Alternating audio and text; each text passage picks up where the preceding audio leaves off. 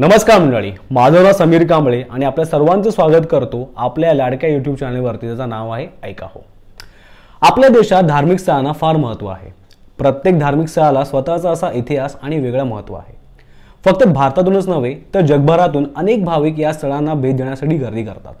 आणि याच धार्मिक स्थळांपैकी एक म्हणजे महाराष्ट्रातील शक्तिपीठ. आजपासून नवरात्रोत्सव सुरुवात झाले आहे.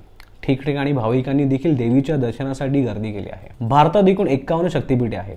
त्यातील 3.5 शक्तिपीठ महाराष्ट्रात आहेत आणि या शक्तिपीठांना देखील फार मोठं महत्त्व आहे. नवरात्रोत्सव आला की राज्यातील देवीच्या 3.5 पीठांकडे भाविकांचे पावले आपोआप वळायला लागतात. राज्यातील कोल्हापूर, तुळजापूर, माहूर आणि नाशिक या ठिकाणी देवीची 3.5 पीठं आहेत. देवीची शक्तिपीठं संपूर्ण देशात प्रसिद्ध आहेत. आजच्या ऐकावच्या भागात आपण जाणून घेणार आहोत शक्तिपीठाच्या आख्यायिका आणि त्याचे महत्त्व. 3.5 शक्तिपीठांपैकी पहिले पूर्णपीठ म्हणून कोल्हापूरच्या महालक्ष्मी मंदिराची ओळख. करवीर निवासिनी महालक्ष्मी अंबाबाईचे निवासस्थान. पुराणात उल्लेख करण्यात आलेल्या 108 शक्तिपीठांपैकी महाराष्ट्रातील या शक्तिपीठांचा आवर्जून उल्लेख केला जातो. अनेक पुराण आणि जैन ग्रंथांमध्ये याचा समावेश आहे. त्यामुळेच अंबाबाईचे हे मंदिर पुरातन असल्याचे म्हटले जाते. महालक्ष्मी देवीचे हे मंदिर कोणी बांधले याबद्दल माहिती अजूनही निश्चित नाही, पण देवस्थान समितीच्या माहितीनुसार हे मंदिर कर्णदेव नावाच्या राजाने बांधले. याशिवाय ख्रिस्तोत्तर 9व्या शतकापूर्वीचे देवीचे महात्म्य प्रस्थापित झाले आहे. हे सांगण्याचे कारण असे की राष्ट्रकूट राजा प्रथम अमोघ वर्ष याने देवीला आपल्या डाव्या हाताची अंगुली अर्पण केली आणि याचा उल्लेख संजान या ताम्रपटात करण्यात आला आहे. हे मंदिर कराडेतील सिंधवंशी राजाने बांधले असे देखील म्हटले जाते, पण त्याने हे बांधण्यापूर्वीच हे देवस्थान शक्तिपीठ म्हणून प्रसिद्ध झाले आहे. त्यामुळे या मंदिराबाबतचा इतिहास अनेक गोष्टी सांगतात. देवळाच्या निरनिळ्या भागात 4 देवानगरी शिलालेख कोरलेले दिसतात. या मंदिरापाठी असलेल्या दत्त मंदिराच्या पाठीमागे शके 1940चा एक शिलालेख कोरलेला आहे. दुसरा शिलालेख हा पटांगणातील खांबावर, तिसरा मुख्य देवालयाच्या नवग्रहाच्या छोट्या देवळातील खांबावर आणि चौथा शिलालेख मुख्य देवळाच्या पाठीमागे असलेल्या शेषशाही मंदिराच्या भिंतीवर आहे. ब्रह्मदेवाचा मानसपुत्र कोल्हापूर, त्याच्या मुलाचे नाव करवीर. करवीरने लोकांचा छळ केल्यानंतर शंकराने महालक्ष्मीमुळे त्याला ठार मारले, म्हणूनच या परिसराला करवीर असे नाव ओळखतात.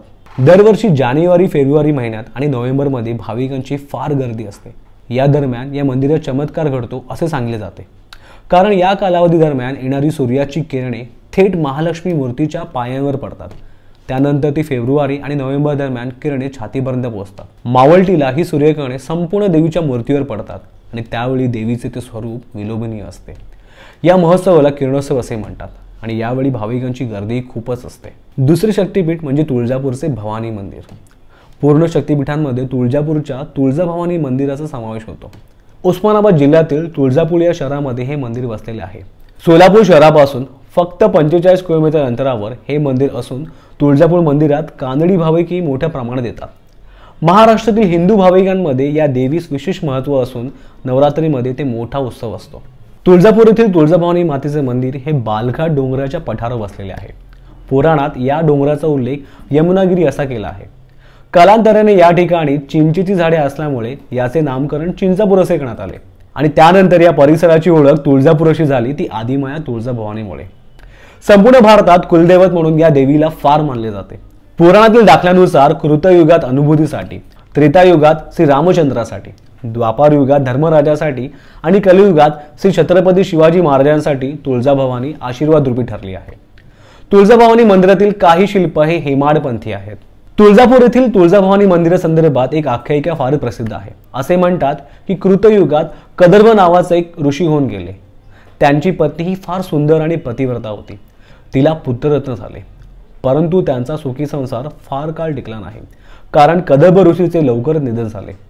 त्यानंतर त्यांच्या पत्नीने सती जाण्याचा निर्णय घेतला, पण आपल्या अल्पवयीन मुलाला मागे सोडून पतीसोबत जाऊ नये असे ऋषीने तिला शास्त्राचा आधार देऊन सांगितले आणि त्यामुळेच पुत्राला गुरुगृही सोडून ती मेरू पर्वताजवळ असलेल्या मंदाकिनी नदीच्या परिसरात गेली. त्या ठिकाणी आश्रम बांधून तिने तपश्चर्या सुरू केली.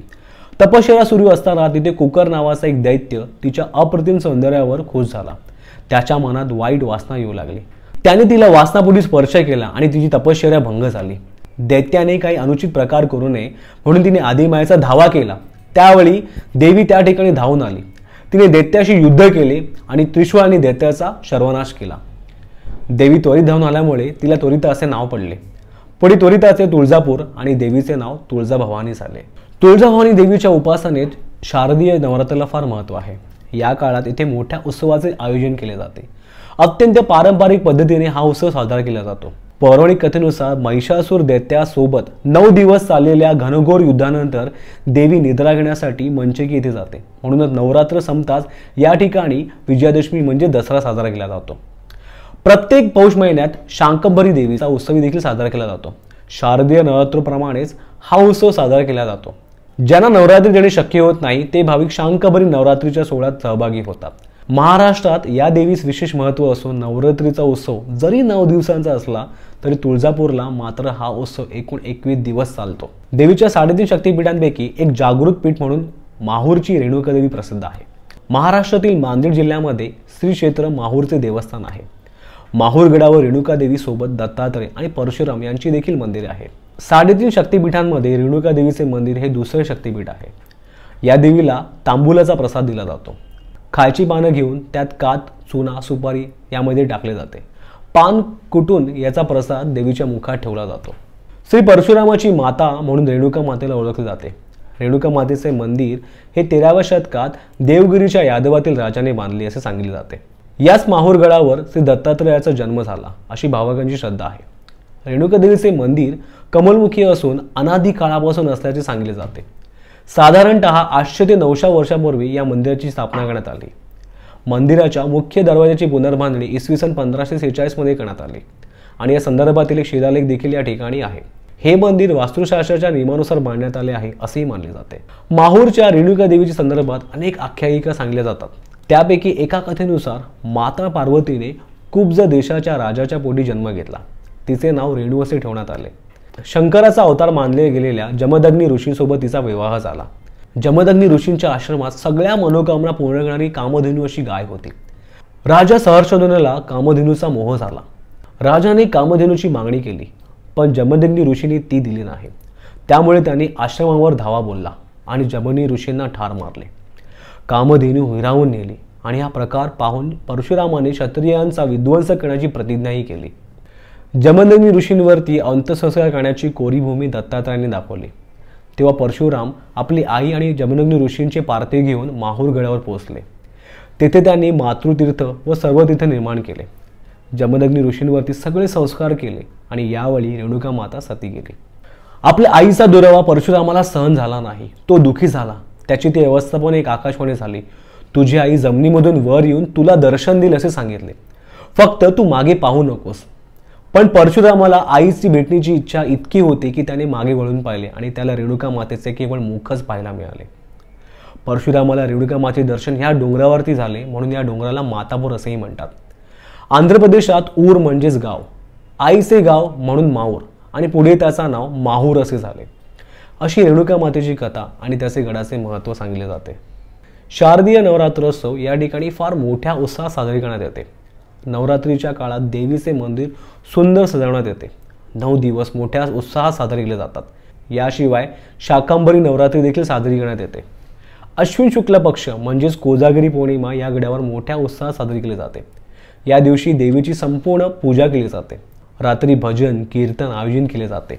पंचखाद्य टाकून दूध घोटलेला प्रसाद पूर्णचंद्र पाहून हा नैवेद्य देवीस दाखवला जातो। श्रावण शुद्ध त्रयोदशीला रेणुकेची पंचामृताने स्नान घालून विधिवत संपूर्ण पूजा केली जाते। 3.5 शक्तिपीठांपैकी अर्धपीठ म्हणजेच नाशिकच्या वणी येथील सप्तशृंगी देवीचे मंदिर। पुराणात उल्लेख केलेल्या 108 शक्तिपीठांमध्ये याचा उल्लेख आहे। नाशिक जवळील नंदुरी गावाजवळ सप्तशृंगी किल्ला असून ती येथील कुटुंबियाची कुलदैवत आहे। सप्तशृंग गडाच्या पायथ्याशी असलेल्या दरे गावात उत्तम खवाई मिळतो आणि तो आस्वाद घेण्यासाठी येथे गर्दी असते। पहाटे 5 वाजता हे मंदिर उघडले जाते। येथे काकड आरतीने देवीच्या महापूजेला सुरुवात होते। सप्तशृंगी मंदिरासोबतच या ठिकाणी कालीकुंड, सूर्यकुंड, जलगुंफा, शिवतीर्थ, शीतकजा, गणपती मंदिर, गुरुदेव आश्रम ही ठिकाणी आहेत। सप्तशृंगी गडावर देवीचे मंदिर असून साधारण 5-7 किलोमीटर सह्याद्रीच्या पर्वतरांगा ओलांडून सप्तशृंगी गड दिसून येतो। नाशिकचे कोन्होरे, रुद्राजी आणि कृष्णाजी यांनी साधारण 1768 ते 99 मध्ये या गडाच्या पायऱ्या बांधल्या। खंडेराव दाभाडेंची पत्नी उमाबाई दाभाडे यांनी 1710 साली वरील पायऱ्या बांधल्या। याचा उल्लेख संस्कृत आणि शिलालेखातून आपल्याला आलेला आहे। असे म्हणतात पूर्वी गडावर 108 कुंड होते आणि आता केवळ 10 ते 15 कुंड तिथे अस्तित्वात आहे। देवीच्या मागील बाजूस उत्तरेकडे तांबूतीर्थ आहेत। या कुंडातील पाण्याचा रंग तांबडा आहे। असं म्हणतात देवीने पानाचा विडा खाऊन या बाजूला टाकला म्हणून येथील पाणी लालसर असे या मंदिरात समजले जाते। सप्तशृंगी येथे वास्तव करणारी सप्तशृंगी देवीची एक आख्यायिका प्रसिद्ध आहे। दंडकारण्यात रामसीता वनवासात असताना देवीच्या दर्शनासाठी आल्याचे सांगितले जाते। पौराणिक कथानुसार महिषासुराचा वध केल्यानंतर देवीने विश्रांतीसाठी येथे वास्तव्य केले। शिवाय महानुभवी लीला चरित्राचा उल्लेख केलेला आढळतो की राम व रावण युद्धात इंद्रजिताच्या शस्त्राने लक्ष्मण जेव्हा मूर्छित येऊन पडला तोच हा सप्तशृंगगड। आणखी गोष्ट सांगायची तर कोणत्याही पुरुषाकडून मरण मिळणार नाही असा वर प्रत्यक्ष शंकराकडून महिषासुराला मिळाला होता, म्हणूनच तो मादला होता। त्यांनी स्वर्गावर आक्रमण करत देव इंद्रालाही हाकलून दिले होते आणि त्यामुळे त्याने त्रिदेवांकडे मदत मागितली। त्या तिघांनी त्यांची शक्ती एकवटून एका तेजाची निर्मिती केली। अंबेच्या रूपाने ते तेज पृथ्वीवरती अवतरले। या काळात महिषासूर सप्तशृंगी जवळ होता। देवीने त्याचा तेथे वध केला आणि त्याच्या जाचापासून लोकांना मुक्त केले, म्हणूनच या डोंगरावर तिथे स्थान आहे। सप्तशृंगी देवीचा चैत्रोत्सव मोठ्या उत्साहाने साजरा केला जातो। हा उत्सव साधारणतः 10 ते 12 दिवस सुरू असतो। गडावर चैत्रोत्सव सुरू झाला की या ठिकाणी भाविकांची मोठ्या प्रमाणात गर्दी होते। अश्विन शुद्ध म्हणजे नवरात्र येथे साजरी केली जाते। नवरात्रीच्या सप्तमीला देवी या गडावर वास करते असे म्हटले जाते, त्यामुळे या दिवशी अधिक गर्दी असते। नवरात्रीनंतर येणारी कोजागरी पौर्णिमा देखील या ठिकाणी साजरी करण्यात येते। तसेच धनुर्मासात सूर्यनारायण दक्षिणायन करतात। धनुर्मास उत्सव देखील या ठिकाणी साजरा केला जातो। वणी देवीच्या मूर्तीवरील शेंदुराचे प्रचंड कवच नुकतेच काढण्यात आले। सुमारे 1000 वर्षापासून मूर्तीवर जमा झालेले 2200 किलो वजनाच्या शेंदुराचे कवच दूर झाल्यावर एका नव्या रूपात देवीचे दर्शन झाले आहे। याबद्दल अनेक मुद्द्यांवरती चर्चा, माहिती, छायाचित्रे उपलब्ध होत आहेत। मग तुम्हाला आमचा आजचा व्हिडिओ कसा वाटला आम्हाला नक्की कमेंट करून सांगा। लाईक करा, शेअर्स करा आणि सबस्क्राईब करा। धन्यवाद।